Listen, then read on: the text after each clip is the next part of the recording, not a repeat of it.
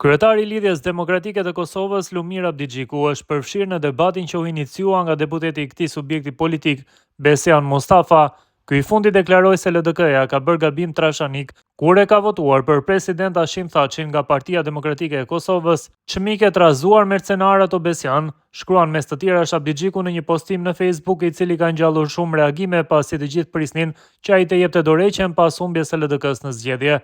Besiani, një politikan shembullor, e LDK-ja megjithëse nuk kanë frikë nga zhurma, shprehet më tej Abdigjiku. Por ja çfarë shkruan kreu i LDK-s në postimin e tij të plot: çmike trazuar mercenarët o Besian.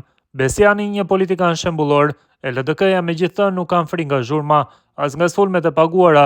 LDK-ja nuk matet me tituj portalesh, mercenarizimi e as me opinione të porositura nga dëshpërimi se nuk i fusin thonjë dot tek antarësia e LDK-s. Nuk po ju dëgjojnë, nuk po ju llogarisin. I keni partitë tuaja, mbajeni dumën e pazareve mes tyre. Ka kush merret me LDK-n, veç ju dhe partitë tuaja kur jo. Kjo shtëpia ka antarësinë që e do pa kushte, që e mbron në për ditë të vështira, në për sulme, në për zhgënjime.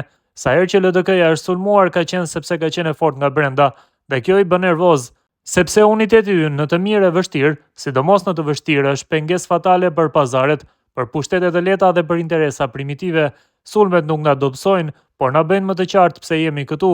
Ne nuk do të përgjigjemi me mblef, do të përgjigjemi me punë, me program, me besim te shteti dhe qytetari, me njerëz të saardhmes, mos sikurse Besiani. Kjo është përgjigjja jonë, qetë, drejtë, edhe përpara. Trazimet le të vazhdojnë, hapur madje. Le t'i ballafaqojmë mercenarët dhe parat që i aktivizojnë kundër njerëzve më të mirë të lidhjes, sikurse Besian Mustafa.